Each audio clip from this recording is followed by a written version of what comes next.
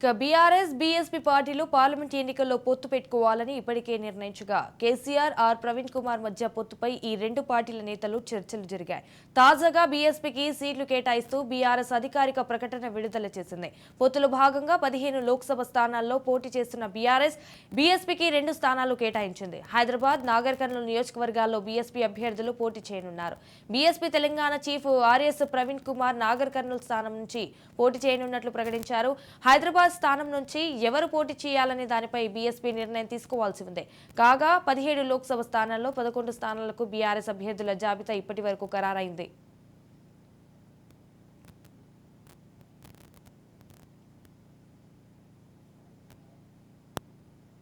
పొత్తులో భాగంగా ఇటీవల నాగర్ కర్నూల్, హైదరాబాద్ లోక్సభ స్థానాలను బీఎస్పీకి కేటాయించడంతో బీఆర్ఎస్ మరో 4 స్థానాలకు అభ్యర్థులను ఖరారు చేయాల్సి ఉంది. అభ్యర్థులను ప్రకటించే నియోజకవర్గాల జాబితాలో సికింద్రాబాద్, నల్లగొండ, భువనగిరి, మెదక్ ఉన్నాయి. కాంగ్రెస్ జాబితా వెలువడిన తర్వాత మిగతా నియోజకవర్గాల్లో అభ్యర్థుల పేర్లను ప్రకటించాలని కేసీఆర్ భావిస్తున్నట్లు సమాచారం. అభ్యర్థుల ఎంపిక ప్రక్రియ జరుగుతున్న నేపథ్యంలో ఎన్నికల ప్రచార సభల షెడ్యూల్పై కూడా కేసీఆర్ కసరత్తు చేస్తున్నారు.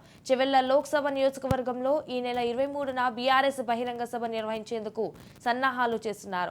అభ్యర్థులను ఖరారు చేసిన ప్రచార షెడ్యూల్లో బహిరంగ సభలు, స్థానిక సమన్వయ సమావేశాలు నిర్వహించాలని ఇప్పటికే నేతలను కేసీఆర్ ఆదేశించినట్లు సమాచారం.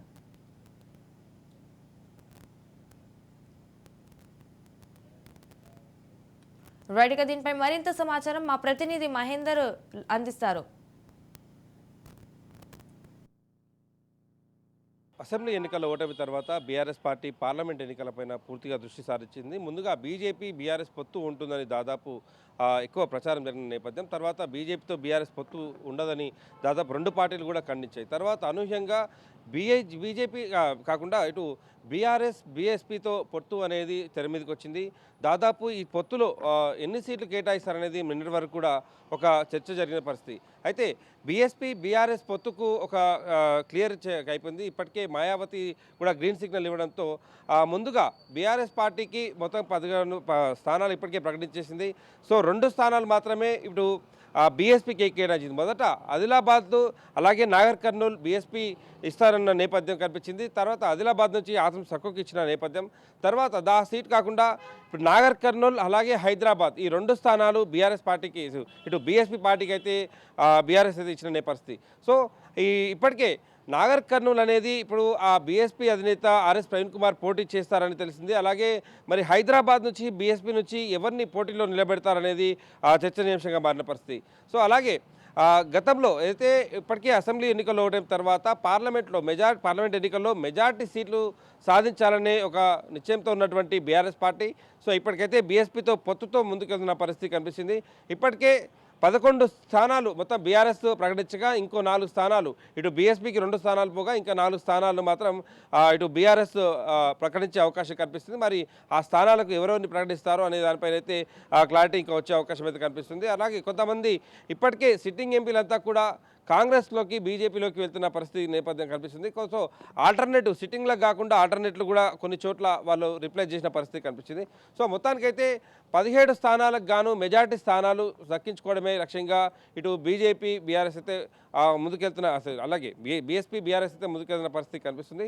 సో ఈ పొత్తు నేపథ్యంలో మరి ఈ 2 సీట్లు గెలిస్తే ఖచ్చితంగా బీఎస్పీ మరి ఇప్పటికే క్యాడర్ అయితే దాదాపు మొత్తం 119 స్థానాలకు దాదాపు ఊహించినంతగా సీట్లు రాలేదు ఇటు బీఆర్ఎస్ పార్టీకి. అయినా కూడా మరి బీఆర్ఎస్ పార్టీతో ఉన్నటువంటి ధైర్యంతో బీఎస్పీ కూడా పోటీకి అయితే ముందుకు వెళ్తున్న పరిస్థితి.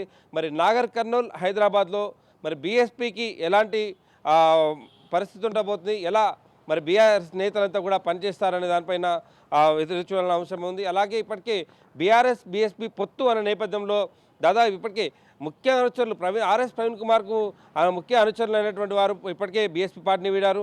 అలాగే ఈ 2 పార్టీల పొత్తు అన్న నేపథ్యంలో ఇటు బీఆర్ఎస్ పార్టీ నుంచి కూడా చాలామంది నేతలు కూడా బయటకు వచ్చిన పరిస్థితి. సో ఈ నేపథ్యంలో మరి ఇరువురి పొత్తు ఎలా ముందుకెళ్ళబోతుంది, ఇద్దరు ఆశించినట్టుగా ఈ 2 సీట్లు ఏదైతే బీఎస్పీకి ఏదైతే ఇచ్చిందో మరి ఆ 2 కూడా గెలవనుందా, అలాగే ఈ 15 స్థానాల్లో మరి బీఆర్ఎస్ పార్టీ కూడా ఎన్ని సీట్లు గెలవనుంది అనేది వేచి చూడాలన్న అంశం.